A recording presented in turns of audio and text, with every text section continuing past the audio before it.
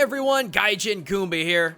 Alright guys, it's been like 2 weeks now, I cannot hold back anymore. I gotta start breaking down Breath of the Wild. Not just for the hype that surrounds it, but good freaking lord, there's just so much culturally to this game. I've already got 4 video ideas put together and the list is still growing. Besides, if Twitter is allowed to spoil Bishi Shark Boy, then I think I'm entitled for a little spoiling. I think everyone who's played this game by now has understood that there's a lot of Japaneseisms. I can't go too far into that territory without spoiling a bunch. Let's just say for now, I've got my work cut out for me. But even something as minuscule as the Sheikah Monks are completely wrapped up in centuries-old Buddhist culture in Japan. But I'm getting ahead of myself. For those of you that have absolutely no idea what I'm talking about with these guys, basically each one of these micro-dungeons has you doing some kind of physics, combat, or memory-based puzzle set up by each one of these Sheikah Monks. Upon completion, you break the seal of their personal enclosure and they bestow upon you a spiritual orb, which you can then use to either get more health or more stamina. To most folk, this seems pretty cut and dry simple. I mean, sure, it's weird that some crusty old men are talking to you 1 minute motionless, giving you a magical orb and then disappearing the next, but it's a fantasy game, who cares? Well, unfortunately, I share the same game theorist curse MatPat does. I simply can't just play a game. Every ounce of my curiosity has me looking up and down every which way for some sort of cultural inspiration in each game that I play. And these Sheikah Monks, oh lordy did they trigger me. But in a good way. How, you might be asking? Well, saddle up because we're going back to 563 BCE and Siddhartha Gautama, the founder of Buddhism.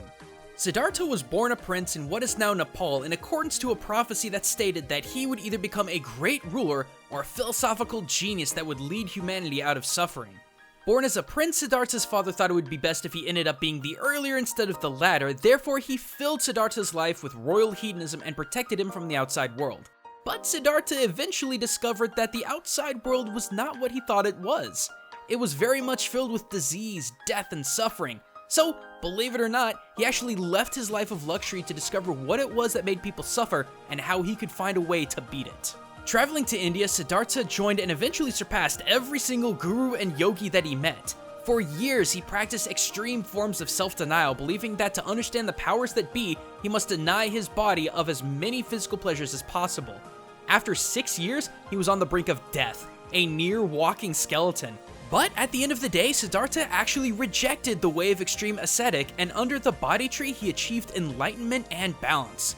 So yeah, this stuff's starting to sound familiar yet? While it's not super common to see a statue of Buddha himself as a near Stalfos, it's not entirely an uncommon sight. The concept of self-deprivation is not lost on Buddhism itself. Most followers of Buddha understand that in order for suffering to be jettisoned from one's life, one must deprive the body of pleasures in order to overcome the obstacles of life. And statues of Buddha as a near skeleton act as a symbol of that self-denial. In a very real sense, I get that sort of vibe from the Sheikah shrines. While some of these puzzles are actually pretty simple, a lot of these puzzles are frustrating beyond belief. I can't tell you how utterly annoying that stupid ice block puzzle was. And the sucky part is you're limited to what you can use in order to beat each puzzle. All those cool OP abilities you got as you progress through the dungeons, totally gone. You gotta use your wits and your surroundings to figure out how to beat each challenge. But eventually you do, and you're not only rewarded for it, you as the player can understand the mechanics and the core of the game that much more.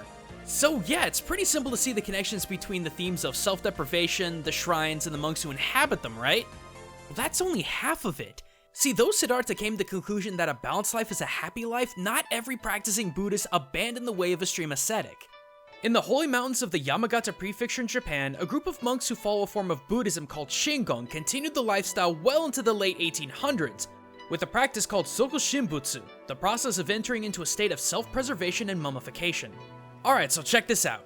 Monks attempting Soku Shinbutsu would begin a 3,000-day trial starting with a strict alternate diet called Mokujiki-gyo, or literally eating a tree. The only thing they were allowed to ingest were nuts, roots, seeds, and even pine needles, which caused their bodies to rapidly lose muscle and fat. As time passed, their intake of food would lessen and lessen and their meditations would grow longer and longer. Soon after, the monk would begin to deny himself water and his body would completely dehydrate.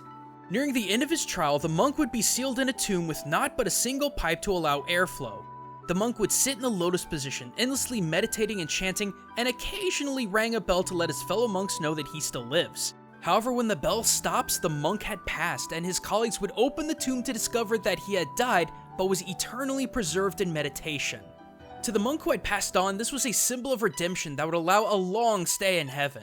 To his colleagues though, the monk became a Buddha, capable of granting favors and protecting humanity so long as the mummified body of the monk was preserved.